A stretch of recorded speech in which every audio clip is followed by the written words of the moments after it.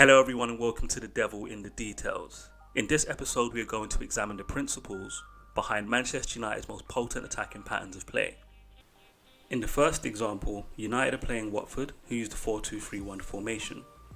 And in this situation, Watford have set up in a mid-block.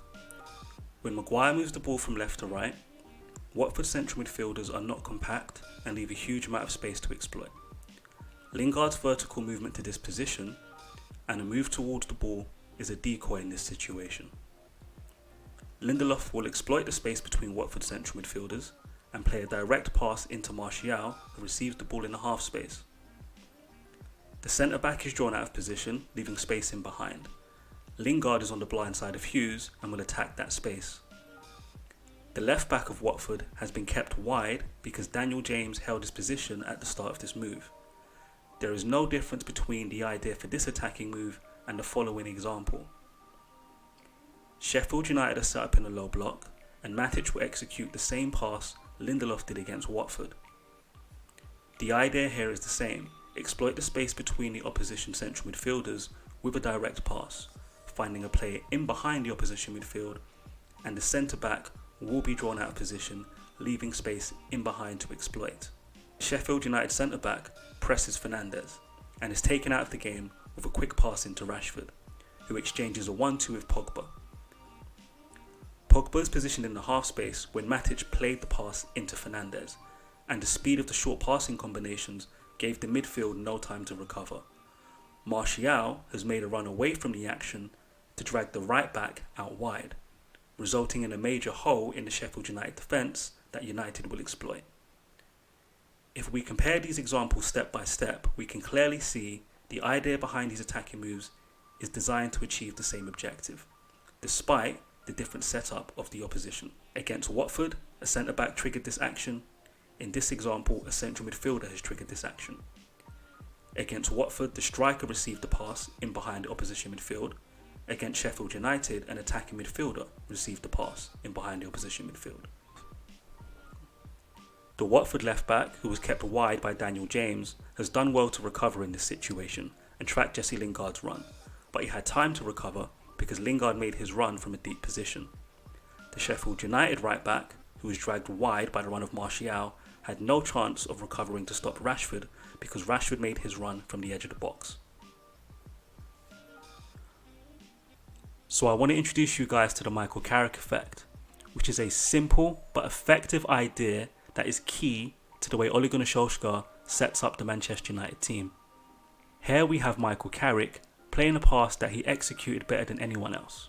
With one pass he'll take out the opposition midfield and find Rooney in the half space, and with one touch Rooney will attempt to get Robin van Persie in behind the opposition defence. Taking out the opposition midfield is essential to the Carrick effect because it makes it very difficult for the opposition to recover. In this example against Sheffield United, Pogba plays a difficult pass into Fernandes, but the idea is the same as the example from the Watford game. Fernandes draws the centre-back out of position, and even though his touch doesn't get Martial in behind, Martial has time to face up the Sheffield United centre-back because the midfield have been taken out of the game. Martial and Rashford find themselves in a 2v2 situation and exploit the space in behind using their telepathic connection to execute a 1-2, which results in Martial scoring a fantastic goal. Next, I'm going to simulate the Michael Carrick effect so you guys can see it with some motion graphics. Everything that I simulate will be backed up with examples and comparisons from United matches before the Premier League restart. Against a high press, short passing combinations are required to get a central midfielder or fullback facing forward to play a direct pass, finding an attacking midfielder, striker or wide forward in the half space. The primary objective is to take out the opposition midfield. This pass into the half space is the trigger that initiates the secondary objective, which is to get in behind as quickly as possible. This is achieved by isolating the centre back who has stepped up to deal with the player in the half space and exploiting the space in behind. If the fullback steps up with his centre back, a 2v2 scenario is created, and in this situation, good movement off the ball and one-touch football is essential.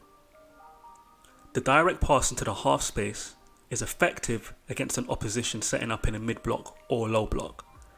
If a pass can't be played between two central midfielders, then a pass into the half space between a central midfielder and the widest midfielder of the opposition can potentially yield the same results. The implementation of this pattern of play is fluid for the following reasons. It can be initiated by a centre-back, full-back or central midfielder, depending on the scenario. The target man in a half space can be a wide player, number 10 or striker. And it could also be used to switch the play and create a 1v1 situation for the player out wide. In this example, Watford are playing a 4-2-3-1 and pressing high up the pitch. The Watford full-back is level with the deepest midfielder, and the space between them can be exploited because Lingard is blocking Capoue from intercepting the pass. Scott McTominay plays a direct pass into Martial, who receives the ball in the half space, and with the fullback out of the equation, he is able to get Daniel James in behind with one touch.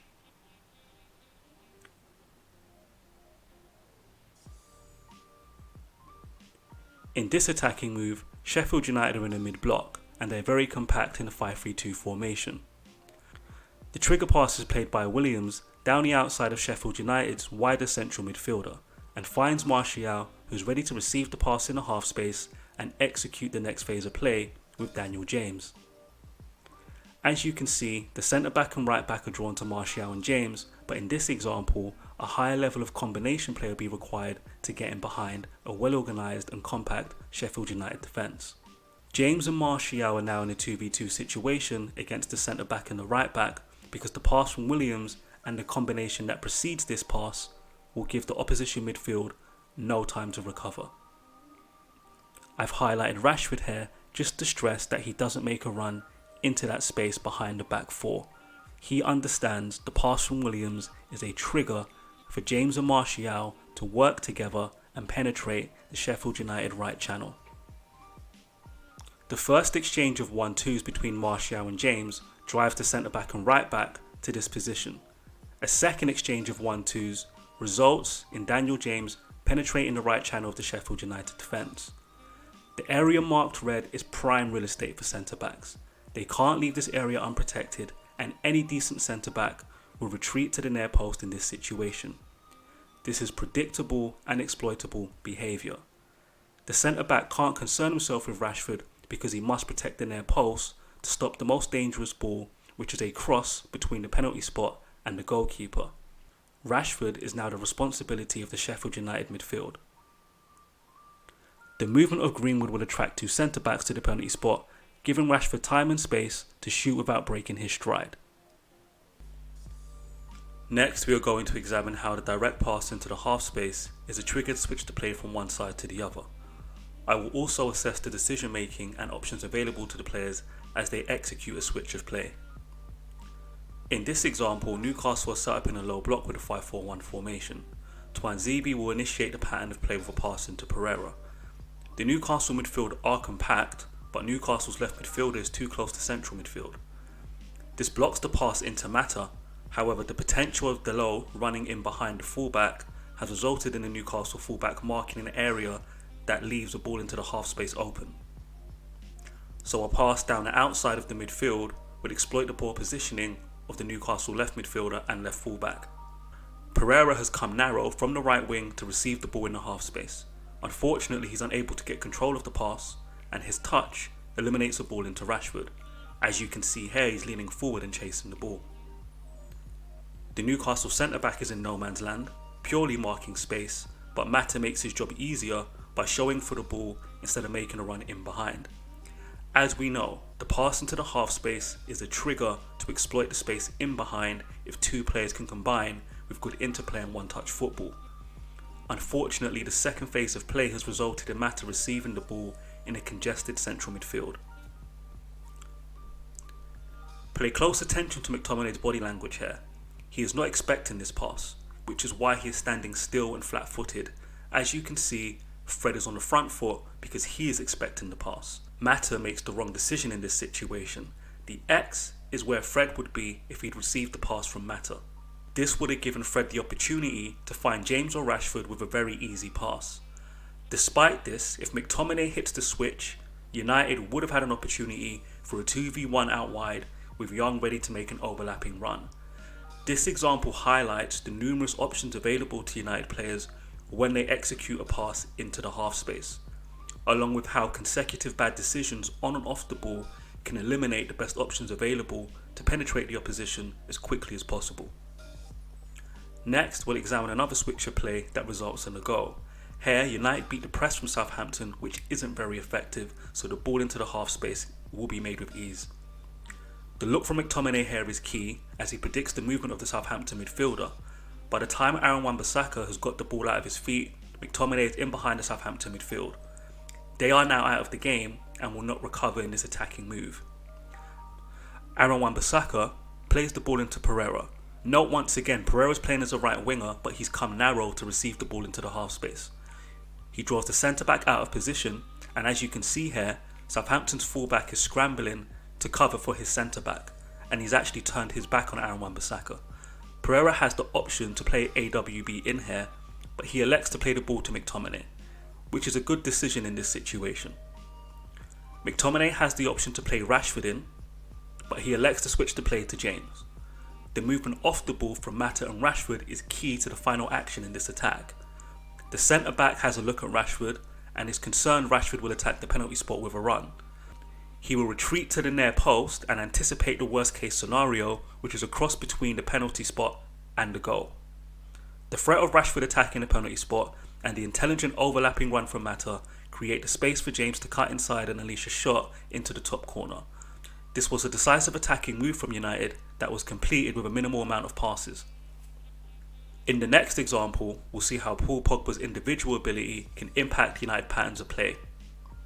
This United attack against Chelsea starts in an identical manner to this attack against Watford and Southampton. The opposition are trying to press high up the pitch and trap United on the right flank. United players are positioned in a triangle and in both examples play their way out and release a central midfielder. Here, McTominay has three options available to him, and he elects to use the space out wide to switch the play.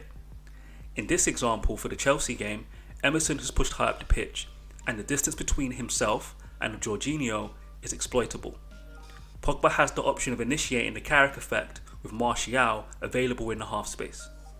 He also has the option to pass to McTominay, who is moving in behind Jorginho. We've seen McTominay do this in the build-up for the Daniel James goal against Southampton where he switched the play. In this situation, if Pogba plays the pass into McTominay, McTominay would be in the same situation he was when he switched to play against Southampton and in this example here against Watford. However, Rashford anticipates Pogba receiving the ball and eliminates the option for a switch by making a run in behind. Pogba rewards Rashford's intelligent run with a creative long pass that results in a superb goal.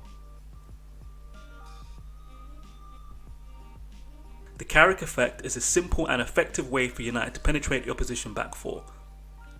Its flexibility and fluidity is evident in the example shown, as the back four can be just as important as the United midfield in initiating the trigger pass into any player in the forward line. We've seen in numerous examples that this flexibility and fluidity causes massive issues for the opposition centre-back, who often leave space in behind. Opposition fullbacks are either forced to stay wide, leaving huge gaps between them and the centre-backs, and if they press, the space between them and the deepest midfielder allows a ball into the half space. This is why the Carrick effect works well against the high press, mid-block or low block. Nevertheless, no attacking pattern is perfect. If the opposition are organised enough to stop the pass into the half space, it forces United out wide. And this is one area where United need to improve for a number of reasons. In the next video, I'm going to be breaking down why United have struggled to implement the Carrick effect effectively and where United need to improve with their play out wide to penetrate the opposition.